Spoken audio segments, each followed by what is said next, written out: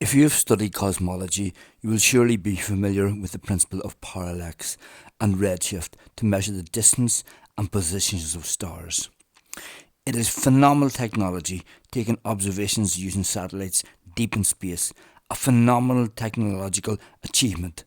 But unfortunately, when we take into account all the scientific facts which are ignored, we find it isn't as accurate as we are led to believe by pop science influencers.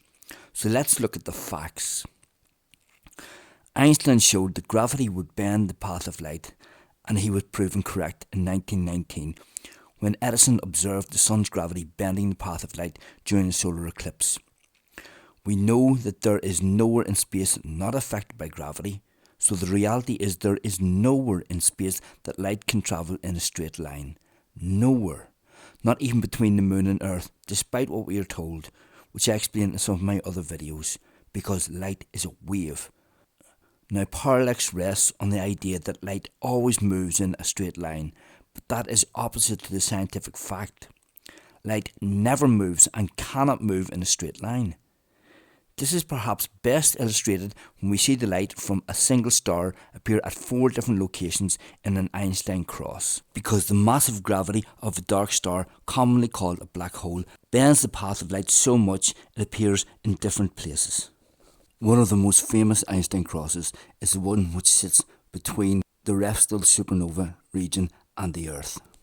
If we were to apply the current method of calculating the positions of stars using parallax and redshift, we would have the Redshift supernova located in 4 different positions and exploding at 4 different times. Fortunately, cosmologists studying the Redshift region noticed a similar supernova happening in 3 different locations at 3 different times and realised there was a massive gravitational lens located between the Redshift supernova and Earth. So we're able to predict successfully exactly when and where the Redshift supernova would be detected the 4th time. So when we determine the position of a star many light years away, we can't know for certain its exact position unless we know exactly the location and strength of all gravitational bodies which its light passes in its path towards Earth. Unfortunately, that is not so easy because all black holes are not so easily detected or known.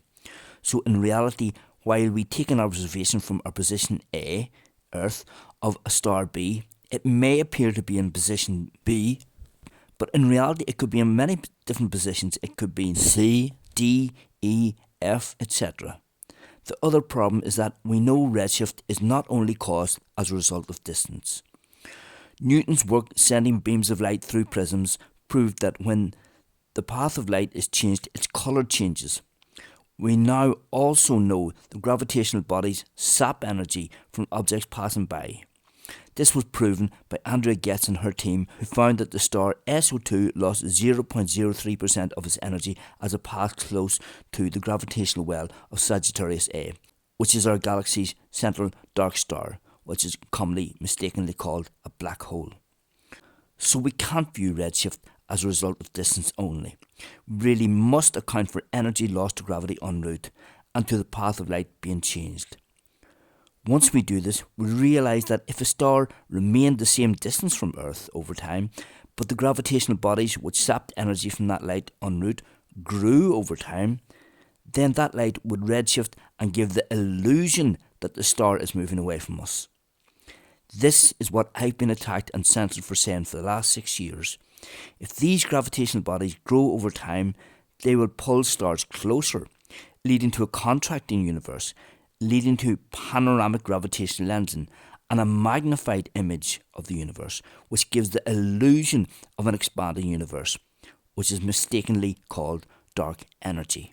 And this is supported by observations by astrophysicists at the Indian Space Agency in Bengaluru, India, which also effectively proved the Big Bang and the expanding universe model incorrect. Unfortunately, their research is difficult to find online now because their peer-reviewed results have been removed, banned and censored from all universities and scientific institutions which promote the Big Bang as science. I'll provide a link in the video description where you can read about that. And please remember, this is not some enthusiast making observations from a telescope in his backyard. This is the National Indian Space Agency who got Chandra to the moon. which discovered water on the moon after NASA had been claiming for over 30 years that there was no water on the moon. The findings by the Indian Space Agency at Bengaluru shows that some stellar light oscillates between redshift and blueshift, which is completely incompatible with the Big Bang, and that this varies dependent on where we look in the universe, which is exactly consistent with my model, my theory of everything, which, despite all the hype and clickbait by Big Bang cosmologists, is the only theory of everything around, because it explains everything and unifies all models into one. And it shows that gravitational bodies spin closer and farther from the path of light as they orbit their regions, so they will naturally redshift and blueshift the light as a result of sapping energy at different rates. So although science influencers say the parallax is accurate, that is impossible. While we may get the perceived precision of a star because of the scientific findings of Newton, Einstein and Andre Getz, there is no easy way to know for sure where a star is located. The science is very clear. The Big Bang is wrong. The predictions of the Big Bang have been proven wrong by the observations of the James Webb Space Telescope as well. My model is the best model around. It has simple experiments to prove it, which could be run along with any physics university department by firing single photons or single electrons in a vacuum. So if anyone doubts that my model is the theory of everything, please run the tests and see for yourself. I understand how difficult it is for people to let go of beliefs that they have held all their life when a new paradigm in science comes around. But the sooner people get to grips with the facts and face the facts, the sooner science and humanity can move forward and we have a chance of a brighter future.